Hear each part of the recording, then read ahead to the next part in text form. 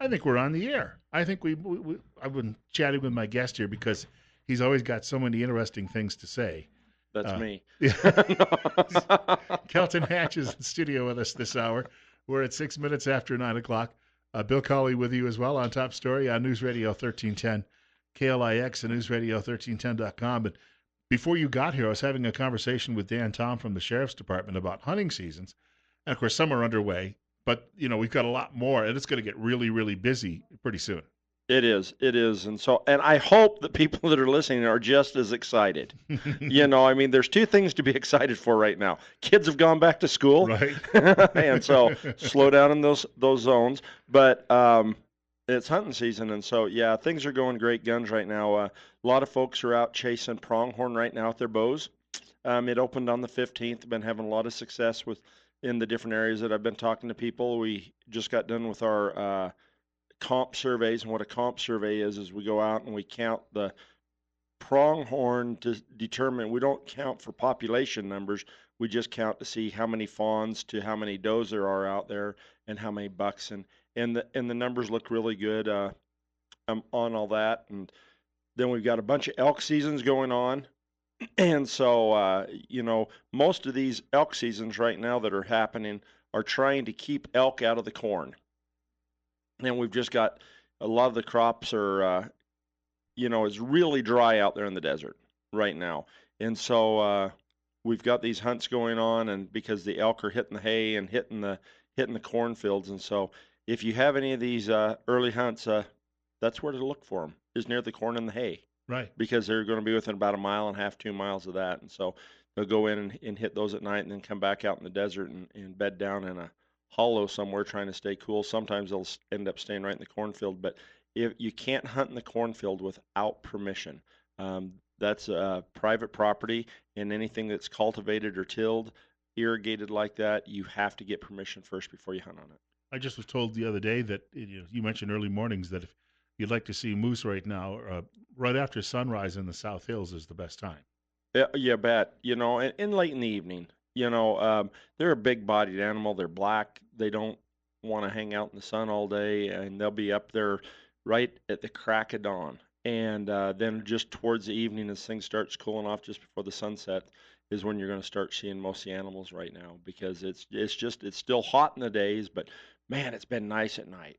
I love this time of year when we Yeah. start getting the cool off, and you can open all the windows and get a nice little cross breeze and wake up and the house is about 54 degrees, and it's like, yes.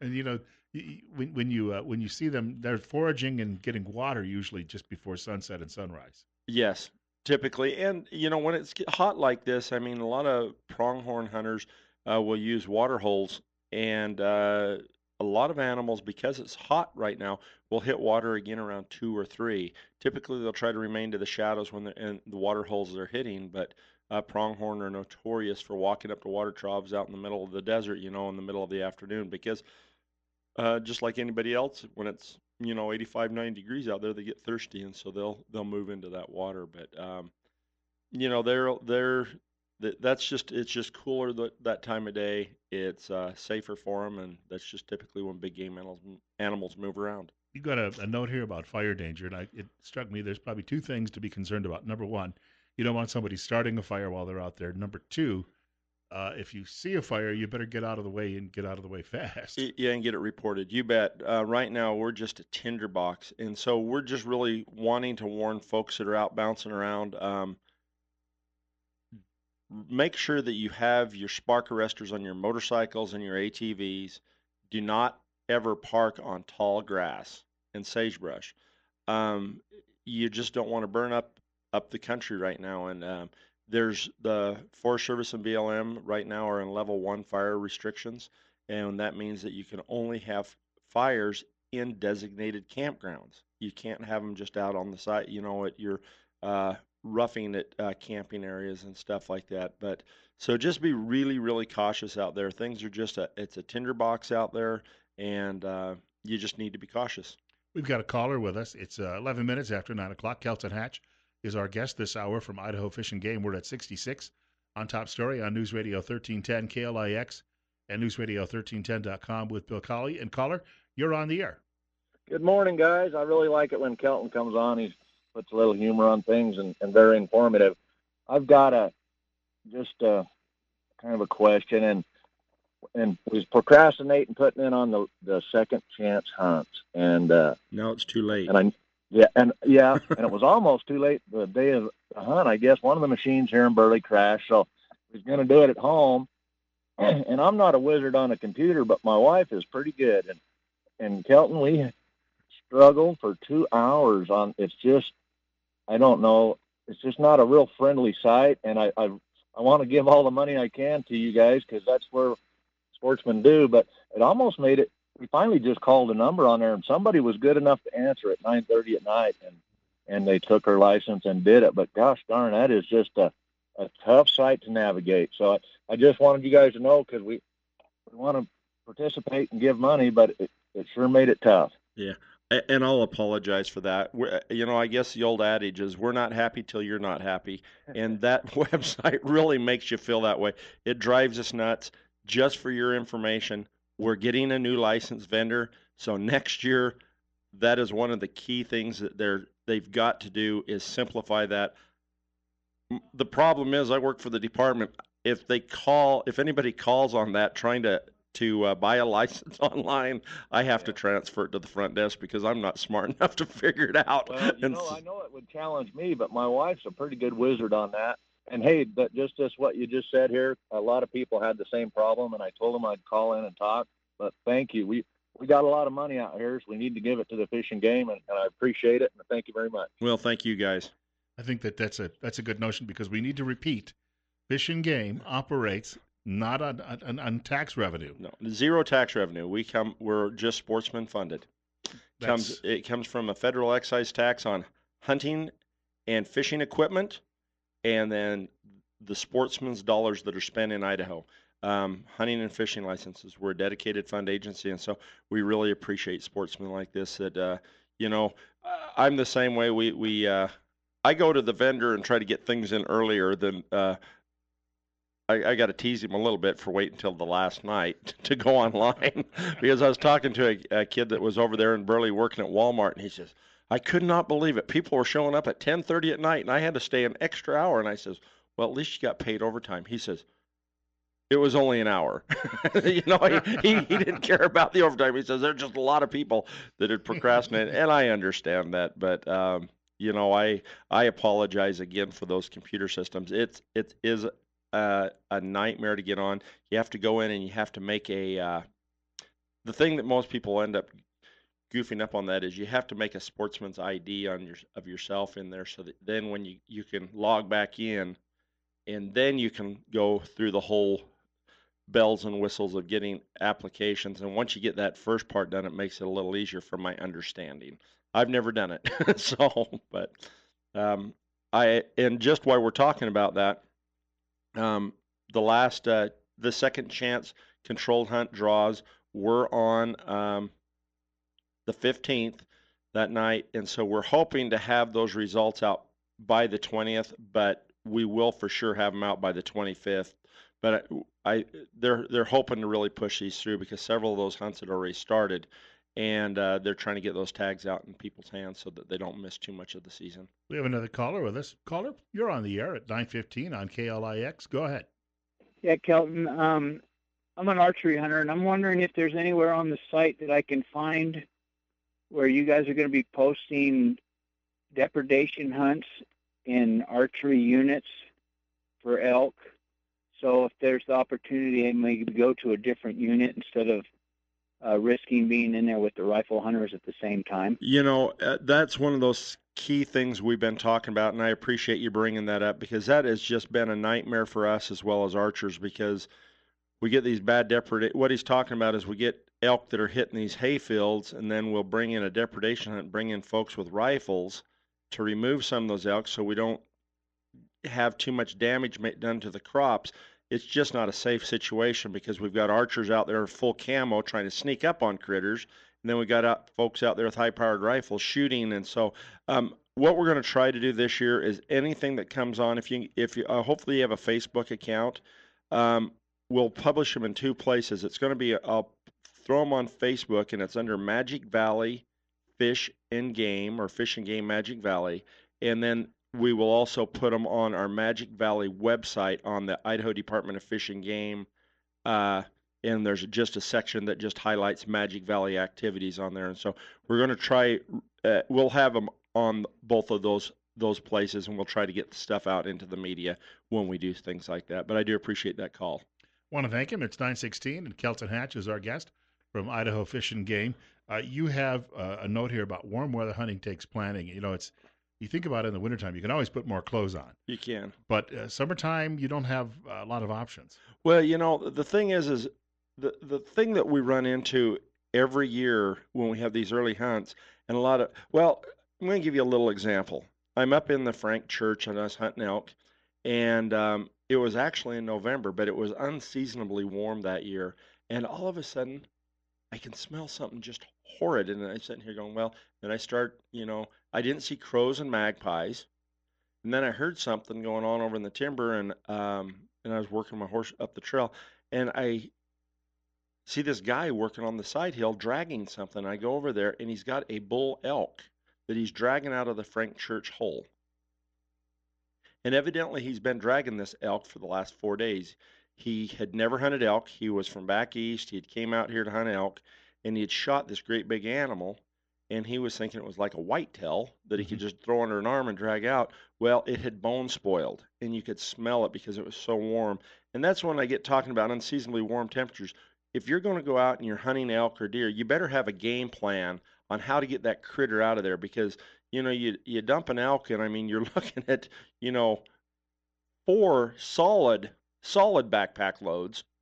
Unless you're just tougher and boiled owl and you bone the whole thing out. And I've got a couple buddies and pack a bull elk out in a couple pack frames. It's more weight than I want to carry myself, but you need to have a way to break that animal down to get it to ice or in a cool spot so that you don't get bone spoilage. You have to get the hide off.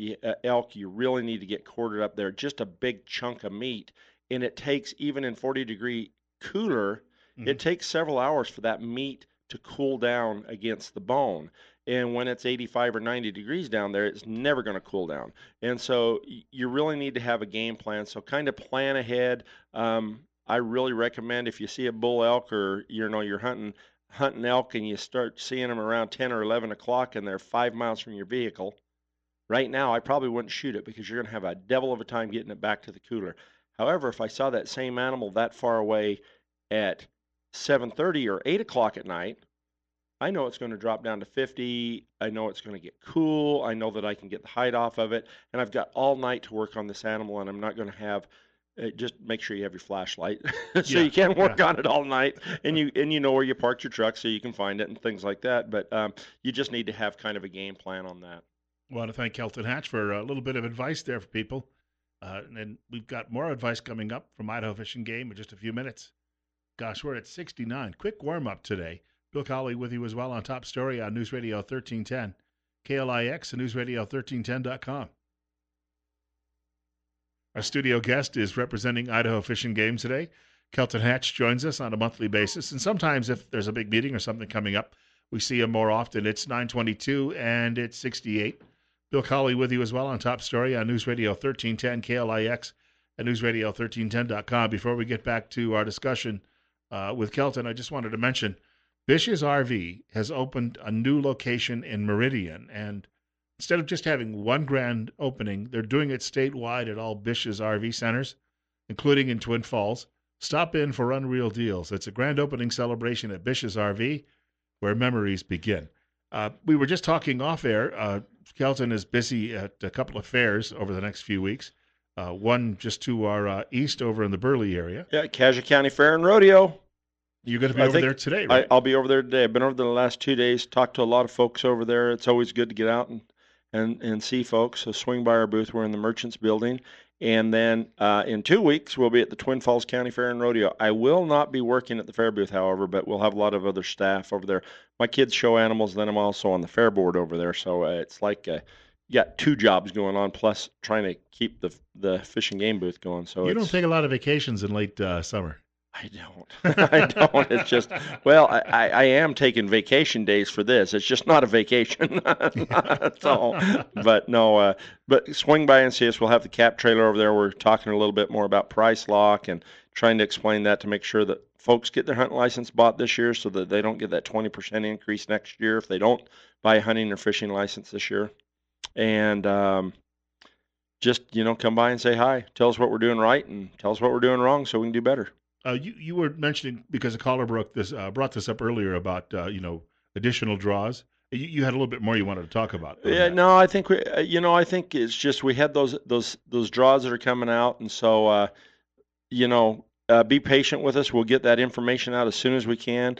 We will mail you a card, but we'll post it also on Facebook. We found that Facebook is about the quickest way, and we've got a Twitter, but there's not a lot of folks that tweet, and so we use that Facebook and get that stuff out to folks pretty quick on that. So as soon as that information comes out, you can go online and see if we're one of the fortunate folks to be able to draw one of those leftover tags.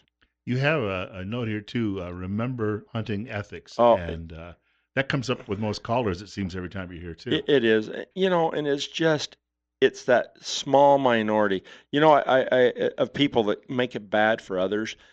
It was interesting. I was talking to a guy over in the Burley Rupert area yesterday at the fair, and he says they just lost this great big farm that they'd been waterfowl hunting. The guy had let everybody in there, and he had given people permission as long as they stayed on the roads and didn't go into his fields. He would let anybody on there at any time to hunt. They could drive out down his road, hike out, put out their decoys, drive back, and hide their vehicles.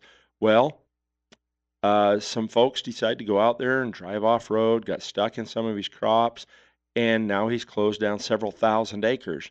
That's what I'm talking about, hunter ethics. I mean, it's just you need to treat others the way you want to be treated. One of the saddest things I see is when people get in a fight over a deer. They're up there and there's somebody that's on a stalk and they're about ready to shoot, and there's somebody that's coming along this other direction, and they see this guy stalking, and then they see the deer, and then they start shooting before the other guy can get there because it's a race to kill this deer before they can. And it's not that way, guys. I mean, think how you would feel if that was to happen. I mean, granted, by the letter of the rules, it's anybody's game. But I mean, there's a thing called ethics, and our problem. I mean, you almost need a PhD to read our hunting and fishing regs. It drives me nuts because, I know there's a lot of folks out there that are frustrated with it, but it's like we try to legislate ethics. You can't do it because you can't enforce ethics. But we've made a heck of an attempt because we've got like 160 pages on big game hunting, and most of it is because of the ethics of sportsmen. And it's not everybody out there. Again, I bring that back. There's some really good folks, but I mean, clean up your trash when you're out there hunting. Make sure you have permission before you hunt on private property. The quickest way to get private property locked up is leave a gate open if it says closed gate, or if the gate's closed when you go up there and you leave it open, or if the gate is open and you leave it closed. Because, I mean, there's a reason that rancher has that fence open. It's either to let cows in or keep cows in. I mean, let cows out or keep them out. And so, but just kind of think of the other folks and just go out and have a good time. I love hunting season. It's like Christmas for the next 5 months. And so just get out and enjoy yourself. We have another caller with us with lots of tinsel, too. We have a caller. You're on the air. Go ahead. Yeah, I appreciate it. And I've called Kelton and have him answer the phone out at the Fish and Game office and had him answer a question for me. So I know he's right there for the hunters, and I appreciate that. A couple of things. Number one, I hear a lot of blame on hunters, maybe, and the word hunter associated with hunting out of season or possibly getting onto private property and doing things. Sometimes I think quite a few of those occasions it's not the hunters. In fact, by definition, it's a poacher, not a hunter, that takes things out of season. And also, sometimes I really believe that it's just people off, like if that guy's crops and somebody off-roading out there, maybe it wasn't even a hunter, and so I think sometimes we get a black eye because people just say hunter when anything is associated during hunting season with anything to do with game or trespassing or anything like that. But I'd agree with you. Yeah, and thanks, Kelton. The one thing I'd like you to address, if you can, and you may have already done it because I just got in on the radio a few minutes ago, is when are we going to initiate a seniority system where you have points that you haven't drawn for years and years, and maybe it's the fact that you're putting in every year, you're buying your license, you're getting your put in every year for a tag, and you don't get anything for years and years, and you know that you're right on par with somebody who maybe is just barely coming in. We've got to answer that on the other side of the break. It's 9:30 right now, but we'll pick up that conversation. Sounds good. In about 3 minutes. And I appreciate his comments. He's spot on all that stuff. So we've got more coming up with Kelton Hatch from Idaho Fish and Game on News Radio 1310 KLIX and newsradio1310.com. Caller just before the break had a comment and question for Kelton Hatch from Idaho Fish and Game. We're at 9:34. It's 69. Bill Colley with you as well on Top Story on News Radio 1310 KLIX and newsradio1310.com. And we were just commenting about how polite and well organized he was, and what a great call. It was great. And so I wish I could give him the answer for this next question that he wants to hear, because he would love to hear. I believe that we're going to start a point system next year so that people can be rewarded for applying every year. I don't know that the Sportsmen of Idaho, we've scoped that probably 5 or 6 times since I worked for the department in the last 15 years. And it comes back as a unanimous, pretty much. Well, it's getting closer, but it's still the majority of the people want to keep it the way it is, where they can apply every year and without the point system. I guess, and that's not giving him the satisfaction that I understand the frustration. I really do, because I mean, I put in for a bighorn sheep that was a 1-in-3 drawing odds for 13 years before I finally drew it, and it's 1-in-3. If we'd had a point system, I'd have drawn that in 3 years. Mm-hmm. However, that's not the way Idaho has gone. I know that I just received a survey in the mail that I didn't even know the department was doing. So we're not talking to each other very well sometimes, but they're actually doing a survey on that right now, again, on what sportsmen would like to see. I don't even know how many people they sent in this survey. It's really an in-depth survey on draw odds, whether you'd like to see more time set out in between. If I draw a deer tag this year or an elk tag, do I set out for 3 or 5 years possibly?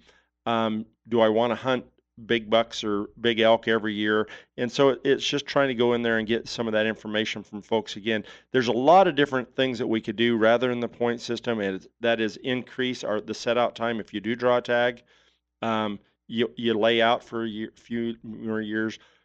Add some of those really difficult deer, elk, antelope tags to the trophy regulations. So that's the only thing that you can apply for, kind of like we do with bighorn sheep and mountain goat and moose. Maybe do some of that with some of the deer, elk, and antelope stuff. And so there's a lot of things we're looking at. I guarantee within the next 2 years, this is going to come to a head, and we're going to be working on this again. So have patience, attend our public meetings, make sure that you get those comments, and truly, I know it's frustrating, and we move at a glacial pace some years, some millennia. I mean, it's for several years, some decades, but we're really trying to do what the majority of the sportsmen like or want. And so it's not that we're not hearing you; we're just hearing 100,000 other sportsmen too. The other thing I'm going to recommend is going to YouTube and look up fishing game drawing odds. And there's either 3 or 4 YouTube videos that Regan Berkeley, a pop biologist for the department, put together a few years, and it runs down all the different point systems, and it runs down the different methods that we can increase drawing odds, and that will kind of give you some other ideas that we're looking at. But I appreciate his call.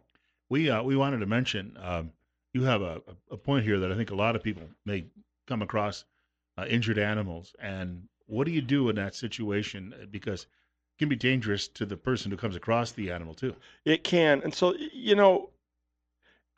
this is just an ongoing problem. A lot of people don't realize that we get close to 50 raptor calls a week.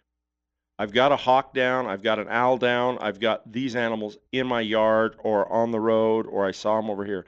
We get 20 plus skunk calls and raccoon and calls like that. And so we get a lot of calls on these, and most of them aren't really close to the office. And we get people, well, I've got a fawn in my yard because I picked it up. Um, Before you do anything with any of these animals you find, um, give us a call. Call us at the regional office. Um, the worst thing that a person could do is pick up a raptor, a hawk or an owl, and bring it home with them, because even though that animal is on the ground, the parents will still feed it on the ground. That's part of their mode of operation. They're in their nest, they fly out, they can't fly, they hit the ground.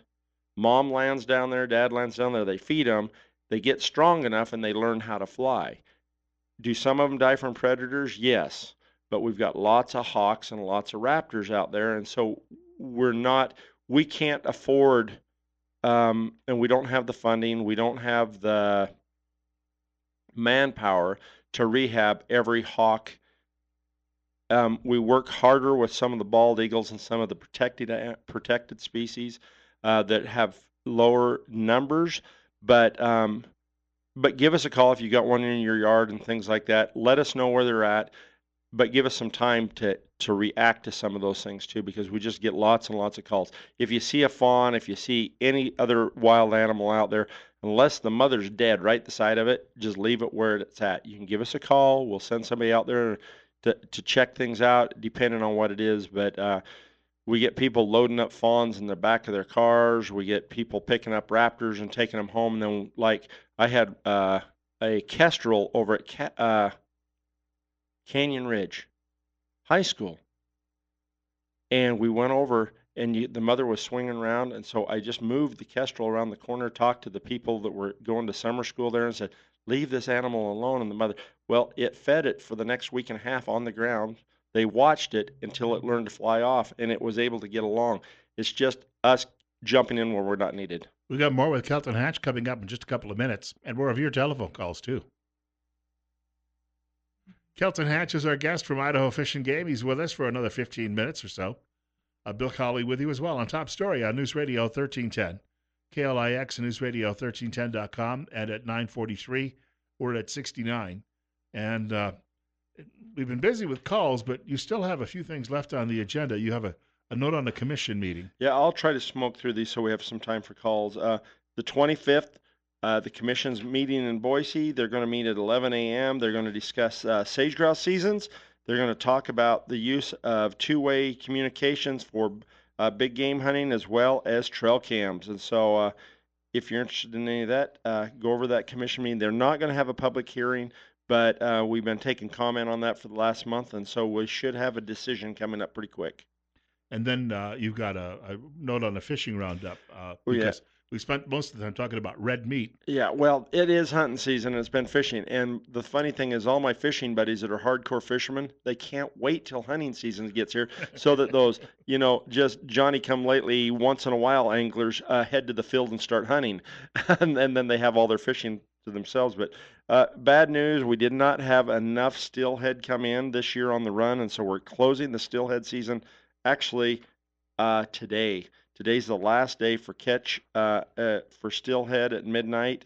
However, we're going to continue with a catch and release season with them, and hopefully we can get more fish in the streams this fall so that we have a better run in 2 to 3 years when their progeny come back to Idaho again. But that's closed. I was going to talk about triploid trout really quick. What a triploid trout is we've been planting these in lakes for years. And what that was, the triploid has 3 chromosomes, so it can't reproduce. And we pressurize the eggs when they're right after they've been fertilized, when they're in the mitosis stage, when the cells are dividing, and it makes them triploids, so they have 3 chromosomes and can't reproduce. The reason we do that is so that they don't crossbreed with cutthroat trout. Well, now we're using this, and then you make the cut bow, and cutthroat are endangered, and we were having problems with that for quite a few years until we came with this triploid process. Now we're doing it to cutthroat to make them bigger in high mountain lakes. If we turn them into triploids, they don't spawn, so they don't use extra energy, and they can take their energy to grow and get bigger. Plus, they don't overpopulate lakes because you end up getting a whole pile of cutthroat in some of these high mountain lakes have little bitty heads and long skinny bodies because there's just not enough nutrition in there.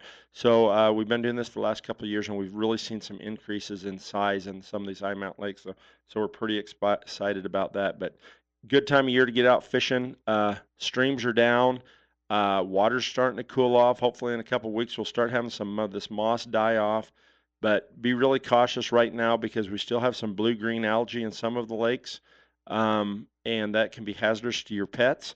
And just go out and have some fun. When I mentioned Kelton Hatch as our guest, he's here until the end of the hour. He's also available to take some of your telephone calls, issues related to Idaho Fish and Game. Telephone number, area code 208. Remember, you got to dial that now, 208-736-0300. That's 208-736-0300. Bill Colley with you as well on Top Story on News Radio 1310, KLIX, and newsradio1310.com. I had a quick question for you because I didn't see the original column, but I saw a nasty letter in the Idaho Statesman the other day. Apparently, Rocky Barker, who's a columnist for the Statesman, wrote a column about these ladders they use for fish when they're spawning. And there's a big argument going on about whether it's the responsibility of Oregon and Washington, or does Idaho have a responsibility in this. And the writer who responded, I didn't see the original column, but the writer who responded said it would not be a problem in Idaho to build these ladders because we don't have dams that are that big. What's he talking about? Well, what these fish ladders are is because we used to have salmon and steelhead that migrated clear to Shoshone Falls, all the way up the Columbia River, all the way up the Snake River until it hit that falls. They can't swim up Shoshone Falls. It's just too tall. Yeah. Then we started putting these dams in, and that was when we really started, the fish couldn't migrate back upstream. What these fish ladders, they allow fish to be able to climb up around these dams and do their fall or spring migrations back up these rivers to spawn. There's just a lot of issues going on, and I'm not as knowledgeable about the anadromous fish as I should be. We don't have any seasons in our region, and I've just, all I know is we've got a lot of critters and a lot of people competing for these. Our fish, when they hit the ocean, are fished by anglers from all over the world. We're having more and more seals and sea lions, and predators are getting in the mouth of the Columbia River that are taking them.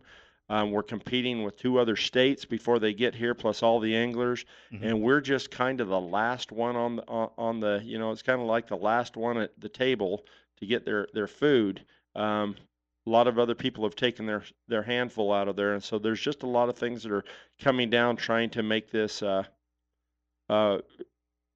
make sure we're getting our fair share for how much we're putting into it, because we put a lot of fish into the system, and so it's just an ongoing debate, and it's going to be as long.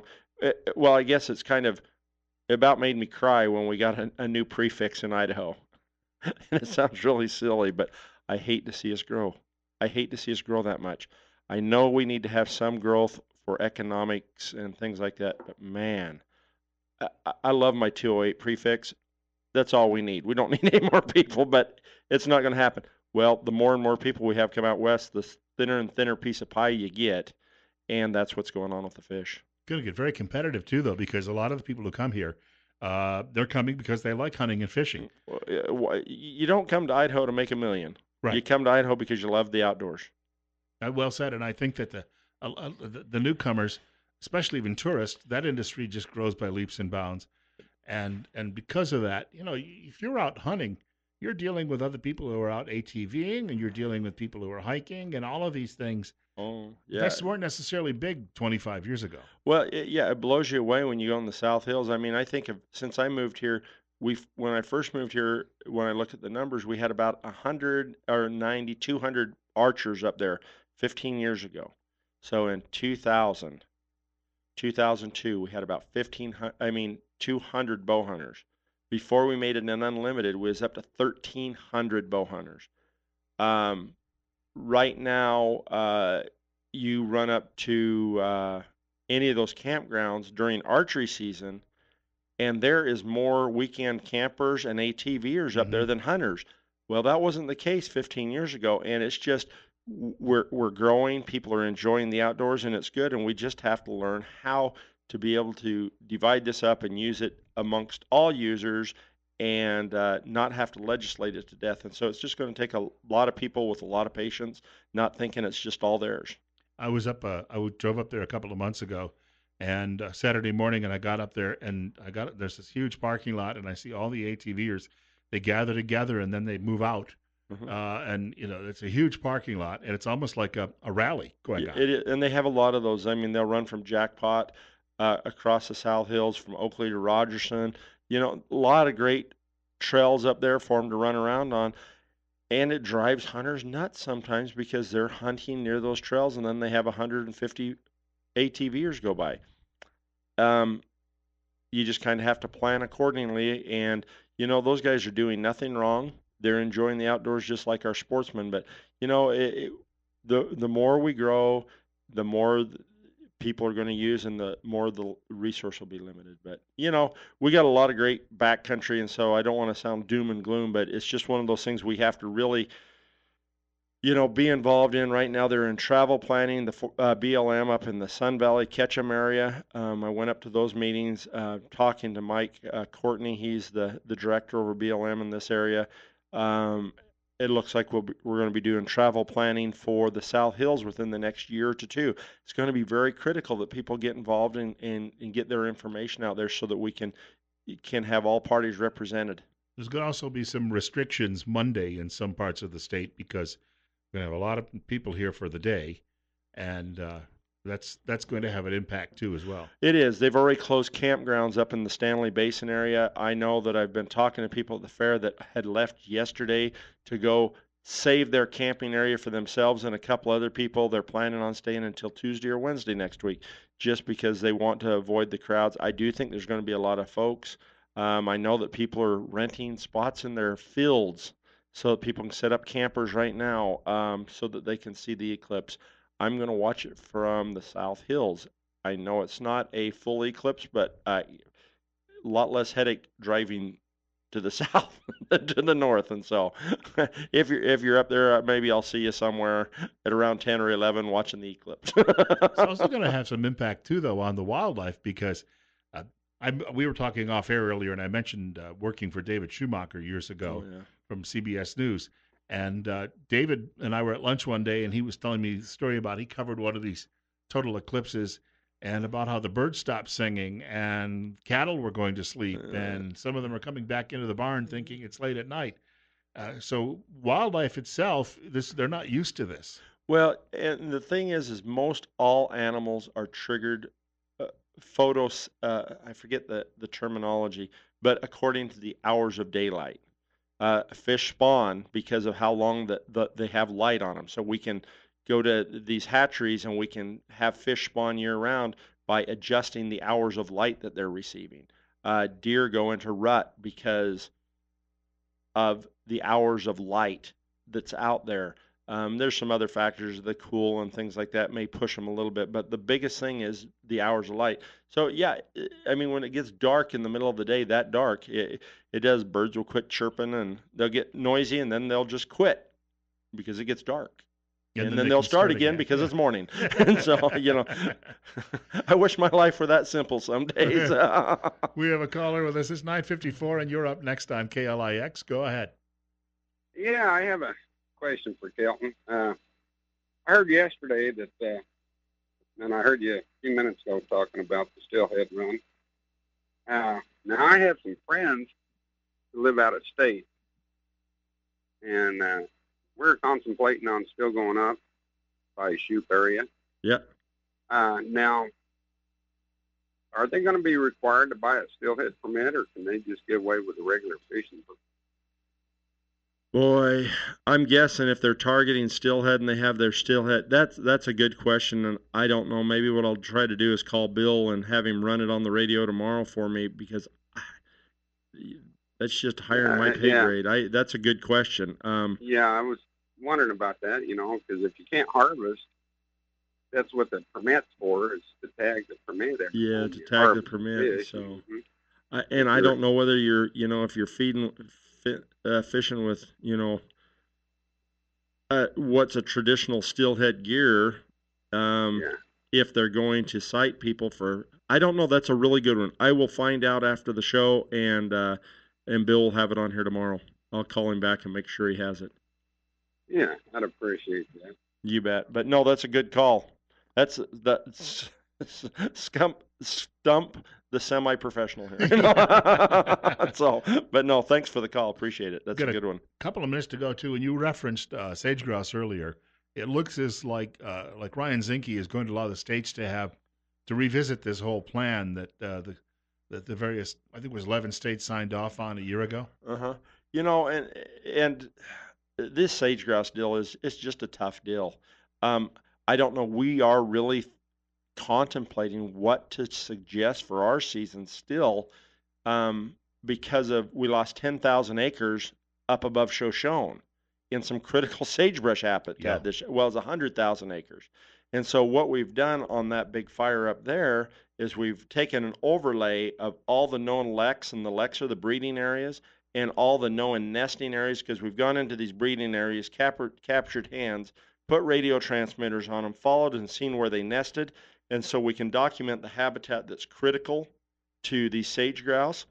And so we've done these map overlays, and they've been working on for the last couple of weeks since the fires have been put out. And I haven't seen them yet, but we really are monitoring these things close, because we want to allow sportsmen's out.